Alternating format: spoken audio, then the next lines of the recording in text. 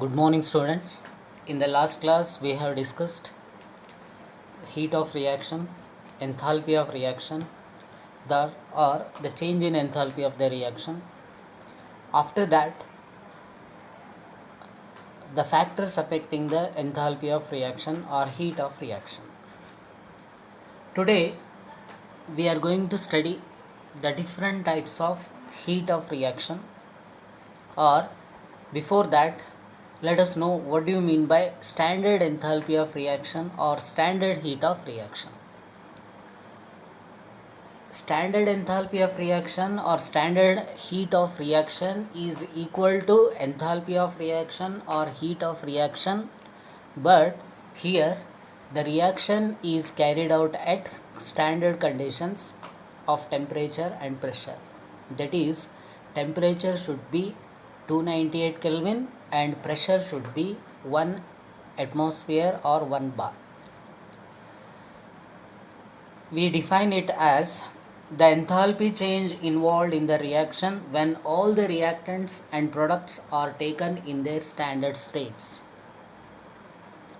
The reactants are in standard state and the product is also formed in the standard state, and the conditions of the reaction is 1 atmospheric pressure or 1 bar pressure and 298 Kelvin or 25 degrees Celsius. If the reaction is carried out in this condition, then we call it as standard enthalpy of reaction or standard heat of reaction. Standard heat of reaction or standard enthalpy of reaction is denoted by delta H naught. Wherever we represent or we indicate naught sign, that always refer standard state or standard enthalpy. Okay, next. We know different types of reactions. Up to now, we have discussed enthalpy of reaction or heat of reaction. But we know that there are different types of reaction. There is combination reaction, there is combustion reaction, there is neutralization reaction, there is dissolution, there is atomization, there is ionization, hydration. It means different types of reactions are occurring in nature. Based on that reaction, we are going to classify them as different types of enthalpy of reaction. In general, we are going to say that enthalpy of reaction or heat of reaction or standard enthalpy of reaction. Reaction may be a combustion, reaction may be a formation, a reaction may be neutralization, a reaction may be dissolution, a reaction may be atomization. Means depending upon the type of the reaction occurring, the amount of heat energy involved in this reaction, we are going to call it as enthalpy of different types of reaction. Okay, let us study one by one. The different enthalpy of reactions: enthalpy of combustion, enthalpy of formation, enthalpy of neutralization, enthalpy of solution, enthalpy of atomization, enthalpy of ionization, enthalpy of hydration, enthalpy of formation of ions, enthalpy of hydrogenation, enthalpy of allotropic transformation. These are different types of reactions commonly occurring in nature. Based on the reaction, we are going to classify them as different types of enthalpies. Okay, let us start with enthalpy of combustion. Enthalpy of combustion. Let us know what do you mean by combustion first. Combustion nothing but burning of a substance in presence of oxygen. Combustion is nothing but heating of a substance in the presence of oxygen. Whenever a substance is burned in presence of oxygen, the heat is generated. So combustion is always an exothermic reaction. The process of burning of a substance in the presence of oxygen. In presence of oxygen, if we burn any substance, the amount of that process is nothing but combustion. And combustion is an exothermic reaction because always energy is released. For example, we have 1 gram of coal or 100 gram of coal. For that, first we have to supply heat energy to that coal, because the coal must reach its ignition temperature. When it reaches to its ignition temperature, the coal starts burning. Burning nothing but reacting with oxygen, atmospheric oxygen. Coal, that is carbon, combines with oxygen to give carbon dioxide. And during that reaction, heat is generated. It means first we are supplying heat energy to the coal to reach its ignition temperature. Whenever the coal reaches to its ignition temperature, it will catch the fire. When it catches, it starts burning. It means carbon present in that coal react with atmospheric oxygen. When it reacts with atmospheric oxygen, it gives carbon dioxide. It means there is formation of carbon dioxide. Wherever there is formation of carbon dioxide, heat is released. And this reaction is exothermic reaction because heat is released, or the amount of heat produced in the reaction is more compared to amount of heat we have supplied. So this reaction is nothing but combustion reaction. Then enthalpy of combustion means the amount of heat energy released when 1 mole of a substance is burnt completely in presence of oxygen. Whenever we burn 1 mole of any substance, it releases heat energy. That heat energy nothing but enthalpy of combustion. The example for this, that is methane, gaseous state of methane reacting with oxygen, 2 moles of oxygen, and there is formation of carbon dioxide and 2 moles of water. During this reaction, it releases about 890.4 kilojoules of heat energy, and this is nothing but for 1 mole. So we call it as enthalpy of combustion of methane. So enthalpy of combustion of methane is minus 890.4 kilojoules. It means whenever 1 mole of methane burns completely, it releases about 890.4 kilojoules of heat energy. And this enthalpy of combustion is denoted by delta Hc. Delta H, that is enthalpy of reaction, heat of reaction, enthalpy change of reaction. Whenever we subscript C, it refers combustion. So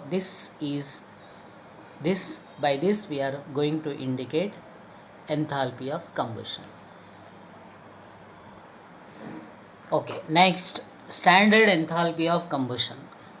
Standard enthalpy of combustion, nothing but the amount of heat released when 1 mole of a substance burn completely under standard conditions of temperature and pressure, that is 298 Kelvin temperature and 1 bar pressure, to form the products in the standard state, is called standard enthalpy of combustion, and it is denoted by delta H naught C.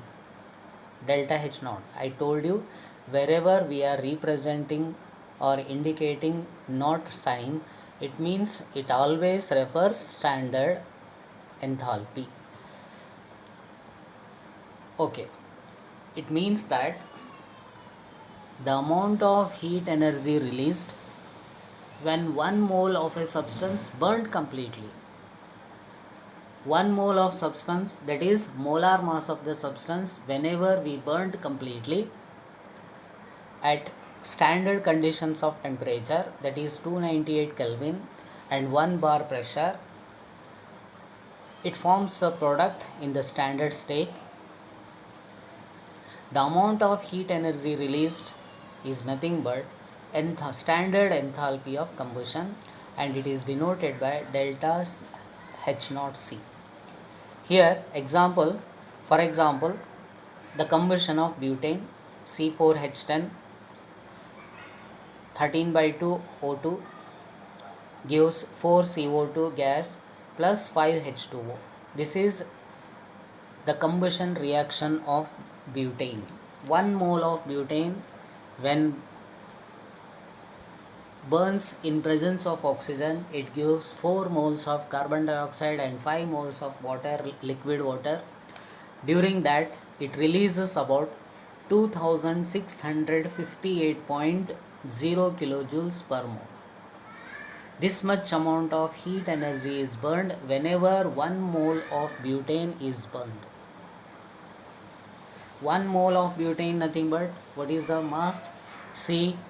C4H10, that is 12 into 4 48 plus 10, that is 58 gram of butane. Whenever burns completely, it is going to give this much amount of heat energy, that is 2658.0 kilojoules of heat energy.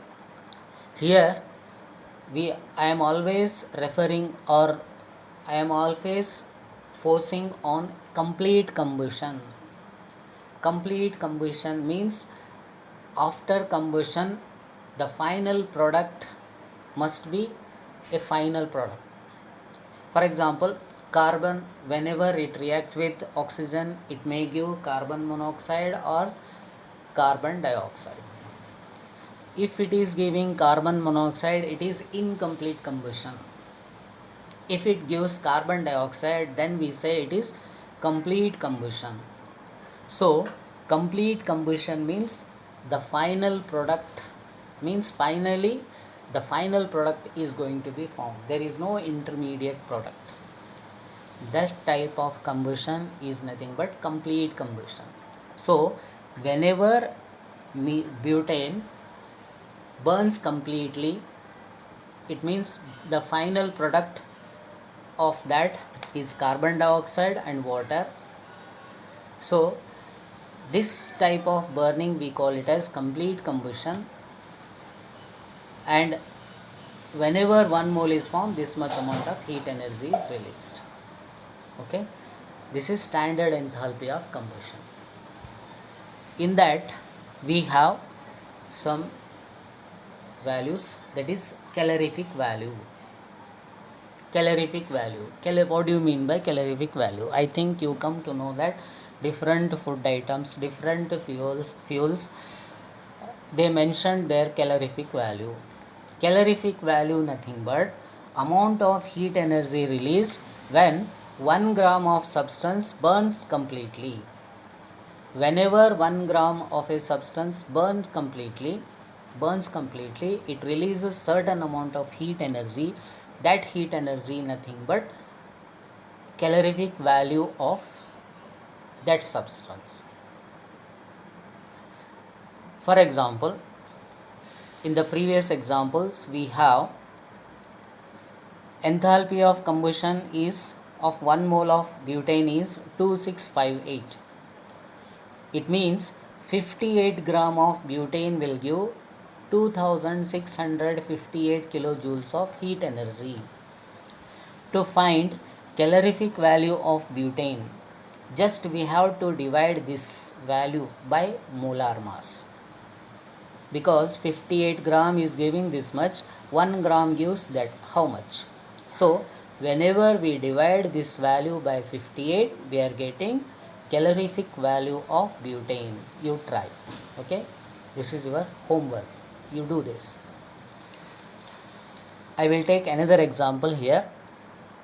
This is a simple reaction which is occurring in your body. That is glucose burns in presence of oxygen to give carbon dioxide and water. This reaction is happening in your body. at room temperature, that is your body temperature, that is at 37 degrees Celsius, this reaction is going to occur in cells. So 1 mole of glucose when burns completely in presence of oxygen, it gives 6 moles of carbon dioxide and 6 moles of water, and amount of heat energy released is about 2840 kilojoules per mole, that is 1 mole will give 2840 kilojoules.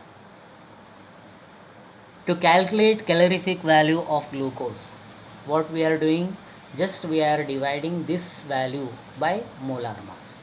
So whenever this value is divided by molar mass of glucose, that is 180 gram of 80, we are getting 15.78 kilojoules per mole. It means whenever you feel very hungry or whenever you feel very tired, then if you put 1 gram of glucose in your mouth, you will get this much amount of heat energy in your body. So this is the calorific value of glucose. Okay, this is about heat enthalpy of combustion, standard enthalpy of combustion, and calorific value of foods as well as calorific value of some fuels. Different means in our body, every day we are taking different kinds of foods. We are taking carbohydrate, we are taking fats.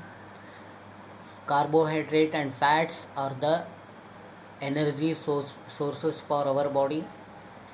Carbohydrates will give less heat energy compared to fats. It means that calorific value of fats is more than carbohydrates. So 1 gram of a fat will give more heat energy compared to 1 gram of a carbohydrate. For example, you are taking 1 gram or 100 gram rice. That 100 gram rice is giving certain amount of heat energy. That heat energy divided by 100 will give calorific value of that rice. Just by taking 3 to 4 spoon of ghee, it will give more amount of heat energy compared to 100 gram of rice. It means ghee is a fat, it is giving more amount of heat energy, whereas rice is a carbohydrate which is giving less amount of heat energy. By this we can say that calorific value of fat is more compared to the calorific value of carbohydrates. Okay, moving to the next, second one is enthalpy of formation. Enthalpy of formation, that is the amount of heat energy involved in the formation of 1 mole of a substance from its constituent elements under a given set of conditions of temperature and pressure. I think the definition appears to be too long. I will break it and try to make you understand. Say there is formation of the amount of heat energy released or the amount of heat energy absorbed, because in some reaction heat may be releasing, in some reaction heat may be absorbed. So whenever 1 mole of a substance is formed from its constituent elements, for example formation of carbon dioxide. In this formation of carbon dioxide, we have element carbon and oxygen. That is, carbon reacts with oxygen to give carbon dioxide. 1 mole of carbon dioxide, whenever 1 mole of carbon dioxide is formed from its constituent elements carbon and oxygen under a given set of conditions, means certain temperature, certain pressure, amount of heat energy released is nothing but enthalpy of formation. Means whenever a compound is formed, heat is released, and at certain conditions of temperature and pressure, and that is called enthalpy of formation. Okay, and it is denoted by delta H F. F refers formation of a compound.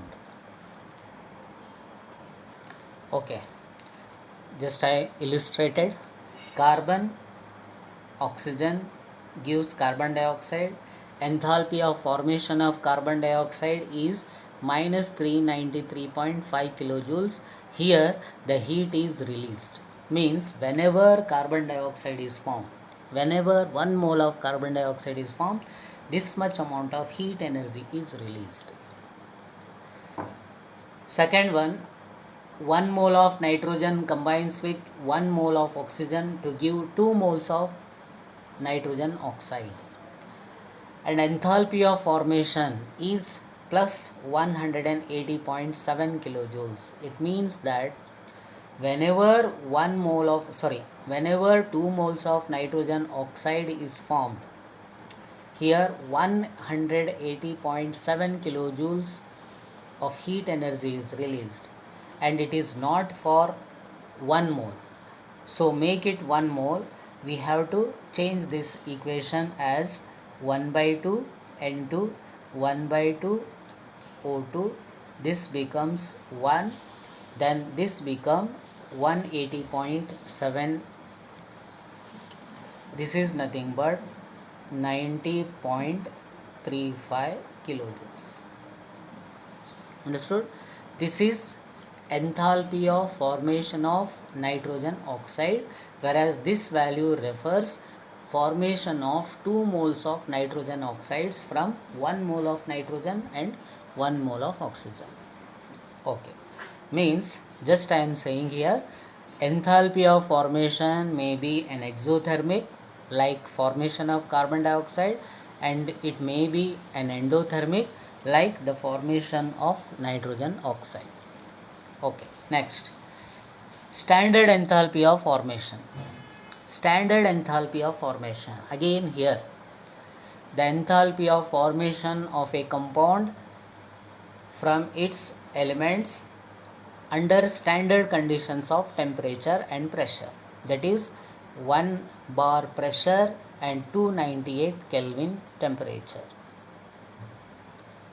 Understood? So we define it as the amount of heat energy involved in the formation of 1 mole of a substance in the standard state from its elements in the standard state is called standard enthalpy of formation. It means the reactant must be in the standard state and the product must be in the standard state during the formation of 1 mole of compound, whatever the amount of heat energy involved. Heat energy involved nothing but whether the heat is absorbed or the heat is released. That heat is nothing but standard enthalpy of formation, and it is denoted by delta H naught F.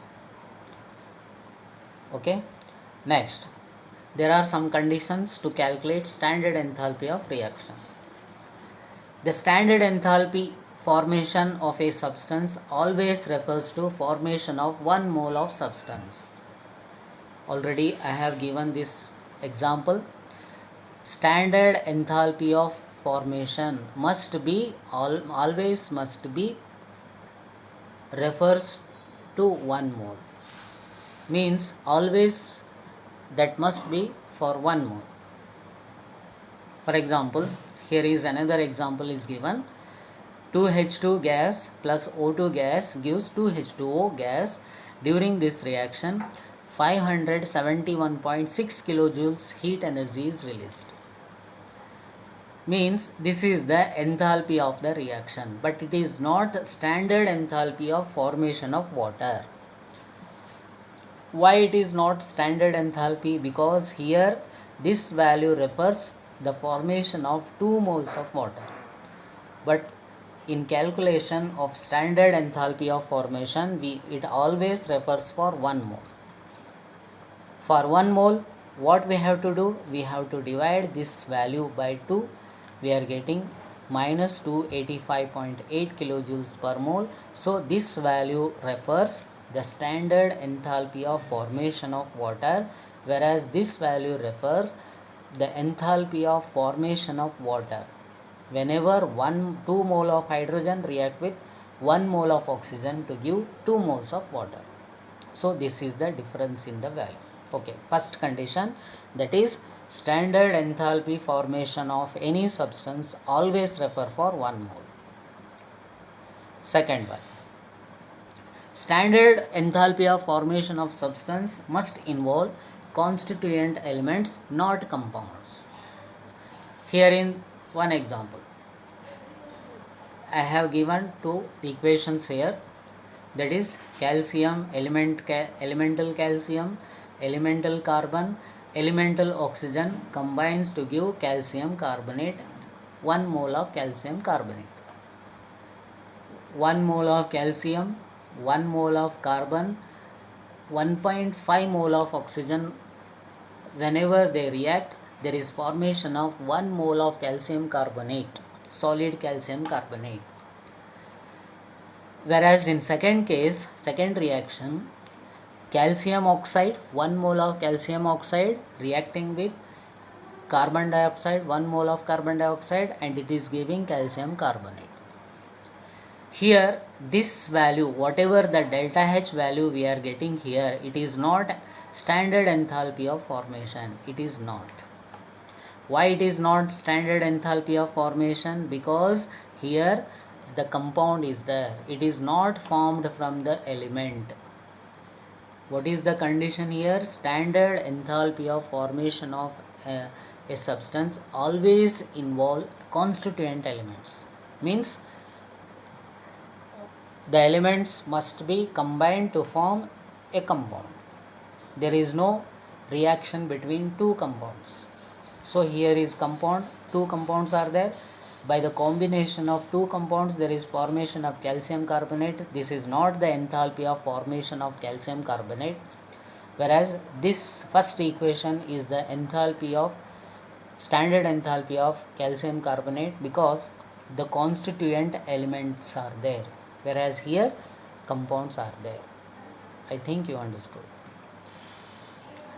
The standard enthalpy of formation of compound can be measured, can be calculated by this simple equation, that is delta H naught R summation of enthalpy of formation of product minus sum of enthalpy of formation of reactants. Just by adding the enthalpy of formation of products and enthalpy of formation of reactant, and the values we are subtracting, that is product value minus reactant values, we are getting enthalpy of formation of a compound. Okay, next, standard enthalpy of formation of compound help to predict relative stability of the compound. Another one important point, standard enthalpy of formation of compound help to predict relative stability of compound. Whether the compound is stable, whether the elements are stable, that can be predicted by the value of enthalpy. Delta H naught F value will decide whether the compound is stable or unstable compared to elements. That is, the compounds having negative delta H naught F value are stable than their elements. Here, the formation of carbon dioxide has negative value, formation of nitrogen oxide has positive value. It means the compound which are having negative values, that will be more stable compared to carbon, compared to elements. That is, carbon dioxide is more stable compared to carbon and oxygen. Carbon readily catches the fire, oxygen readily reacts with other elements, so these two are unstable at normal conditions of temperature, pressure. But carbon dioxide is not going to react with any other elements at normal conditions. As you know, carbon dioxide present in atmosphere is not going to harm anyone, but carbon monoxide is very harmful to our body.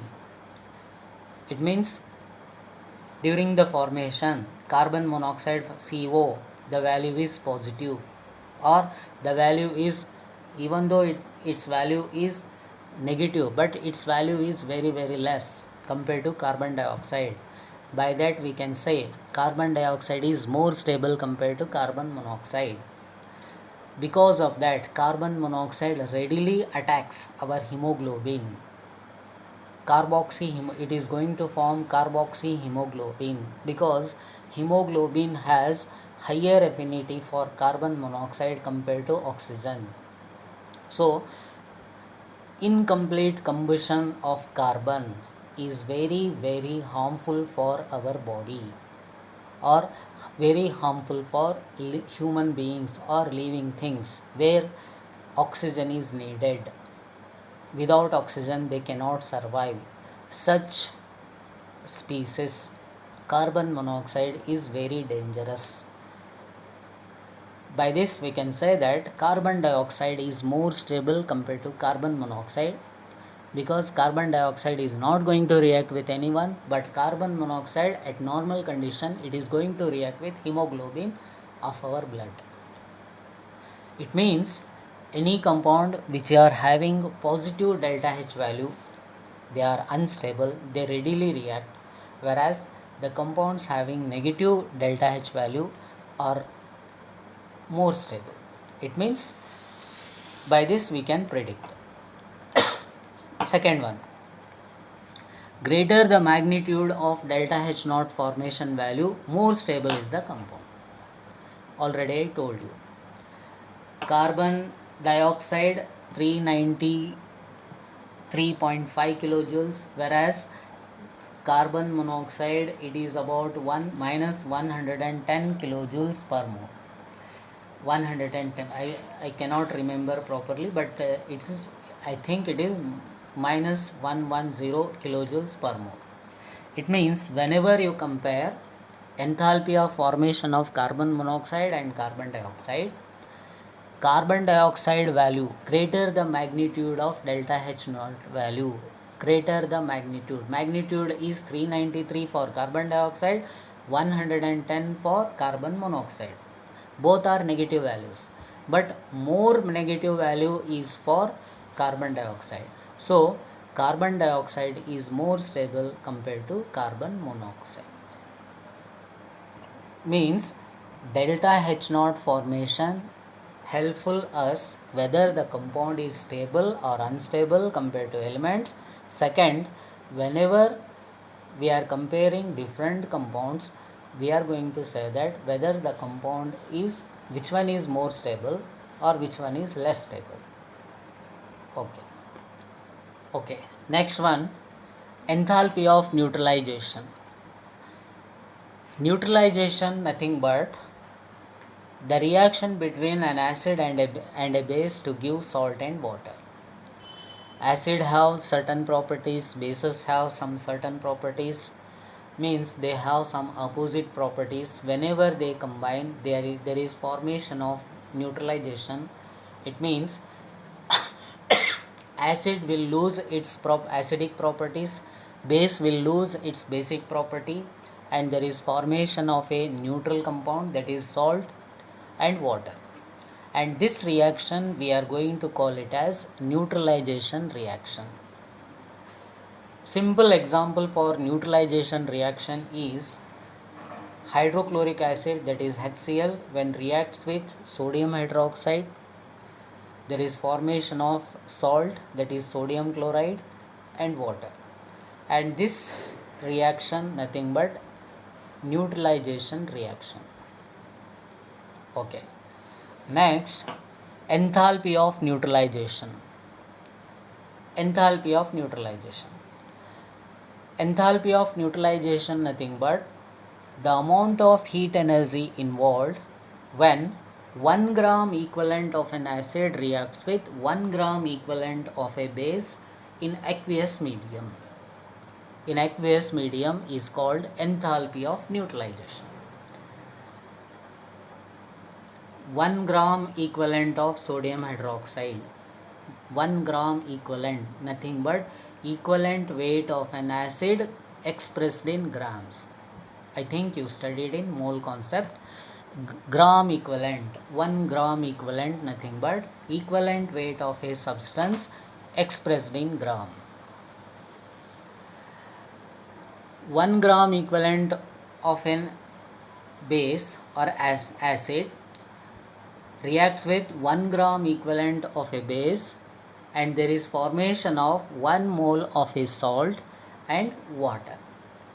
And this reaction means amount of heat energy released.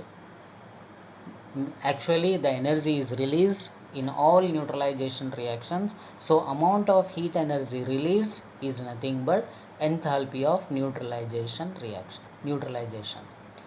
Okay. It is denoted by delta H NU neutralization. Delta H neutralization. And its value is always equal to 57.1 kilojoules per mole for a strong acid and strong base. Strong acid, nothing but the acid which completely ionize. For example, HCl is a strong acid. HCl is a strong acid, sodium hydroxide is a strong base. For example, HCl. We have taken 10 gram HCl. 10 gram HCl has certain number of molecules. Certain number. Let us take n number of molecules. This HCl completely dissociate to give H plus and Cl minus. Means HCl has n number of molecules, and each n number of molecule has n number of H plus and n number of Cl minus. Understood?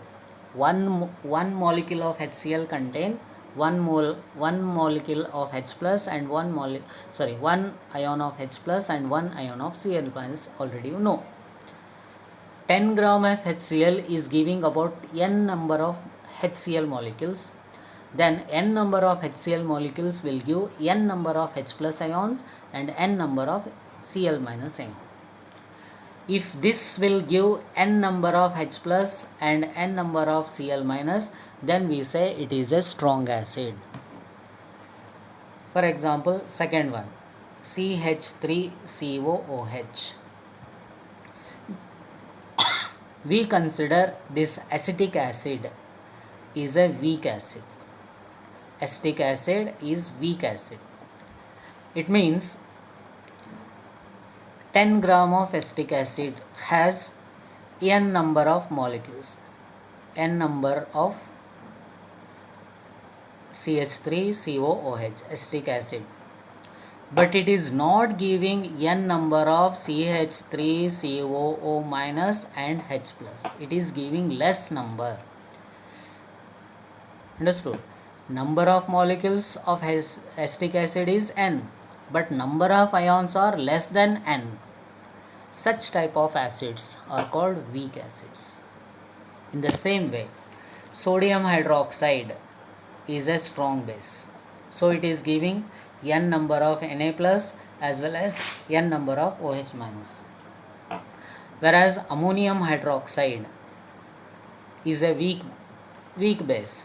So it is not giving n number of giving n number of NH4 plus and n number of OH minus.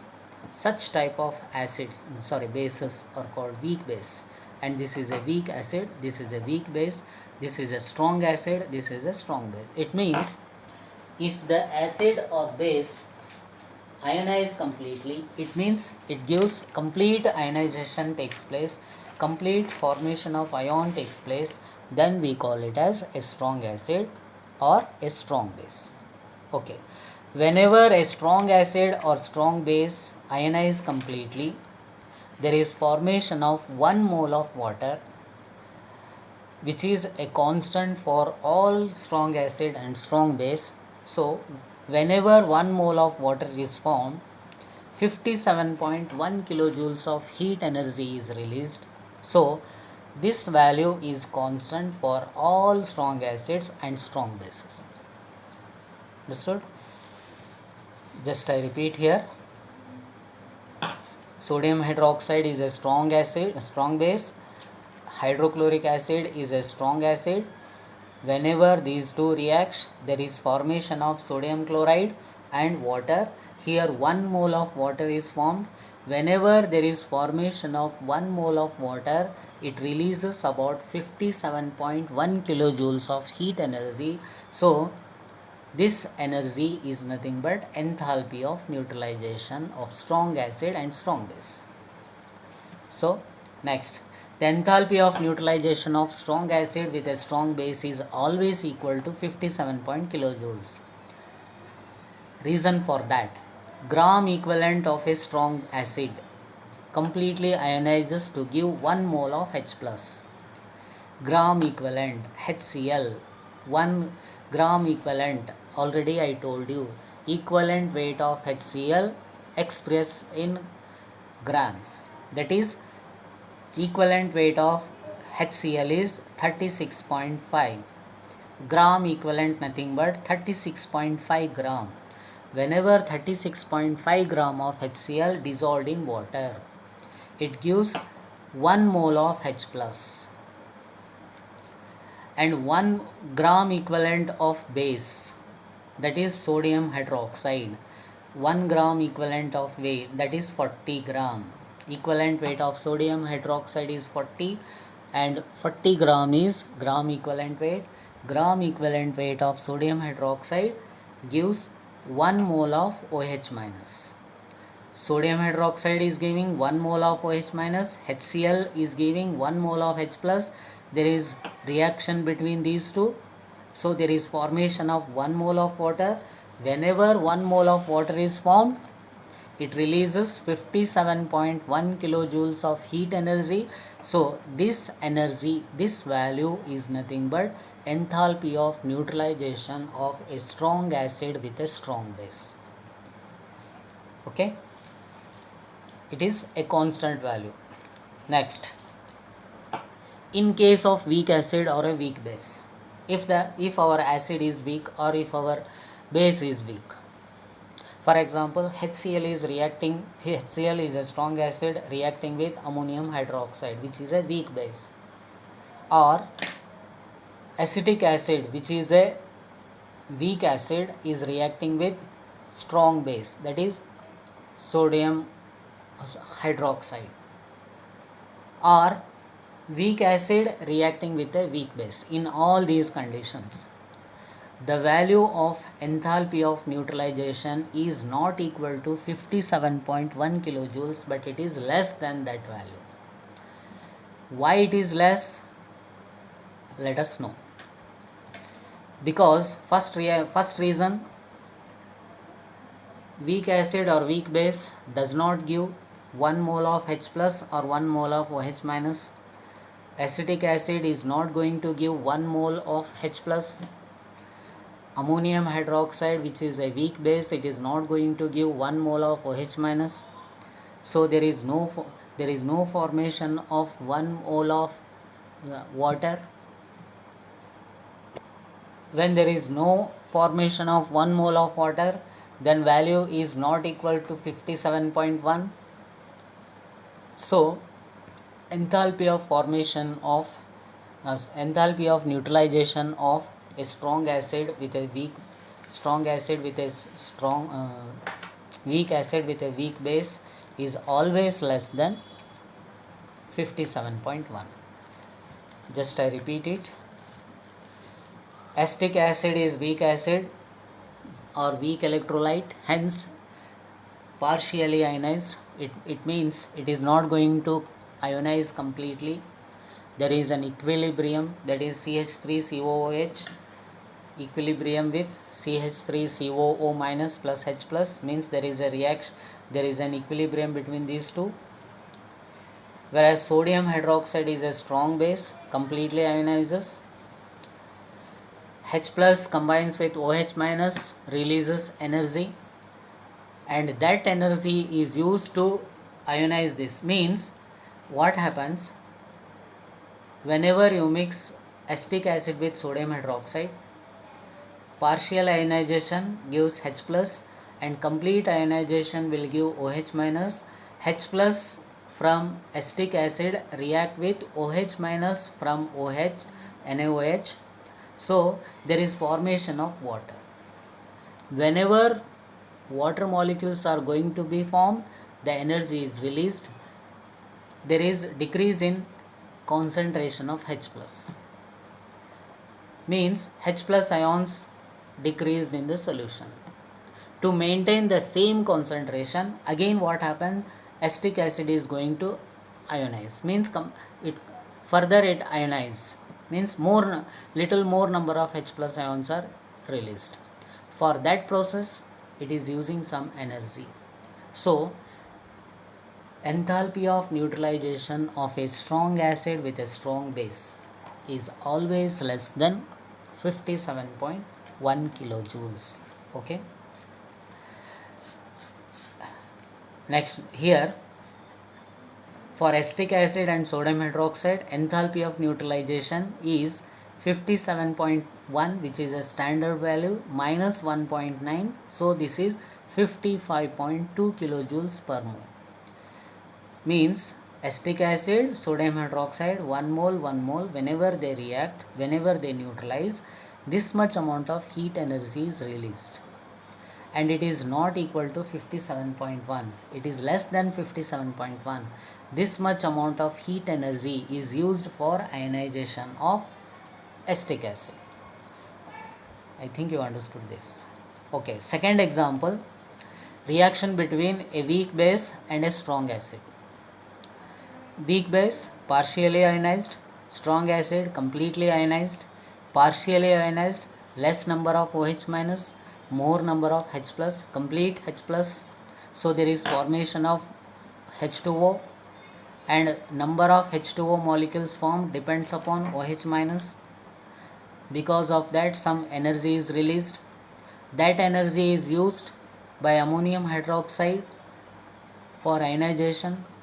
So ionization energy used in this reaction is about 5.6 kilojoules.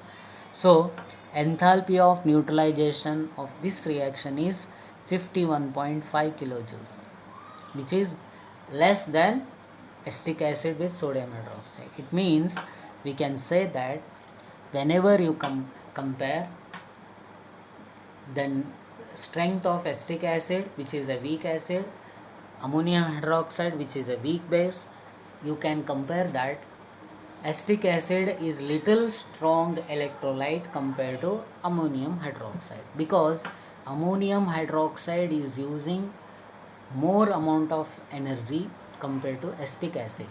Acetic acid is using 1.9 kilojoules, whereas ammonium hydroxide is using 5.6 kilojoules for 1 mole. It means more energy is used by ammonium hydroxide. By this we can say that ammonium hydroxide is a weak electrolyte compared to acetic acid. Enthalpy of neutralization is taken for 1 gram equivalent of acid and base, because 1 gram equivalent gives 1 mole of H plus and 1 gram equivalent of a base gives 1 mole of OH minus. We are not taking molar concentration of acids or molar concentration of base. We are taking gram equivalent of acid and gram equivalent of base, because gram equivalent of acid or gram equivalent of base will give 1 mole of H plus and 1 mole of OH minus respectively, whereas molar concentration will give different moles of H plus, different moles of OH minus. For example, H2SO4, 1 mole of H2SO4 will give 2 moles of H plus, because 2 replaceable hydrogen are there. Sulfuric acid has 2 replaceable hydrogen, so number of H plus ion given by 1 molecule of H2SO4 is 2. So 1 mole of H2SO4 will give 2 moles of H plus, and phosphoric acid will give 3 moles of H plus, because phosphoric acid has 3 replaceable H plus ions or hydrogen. In the same way, calcium hydroxide gives 2 moles of OH minus. It means for that purpose always we are referring, while calculating enthalpy of neutralization of a acid or base, we always refer 1 gram equivalent of acid and 1 gram equivalent of base. By this I am going to conclude today's lesson. I will continue in the next lesson. Thank you.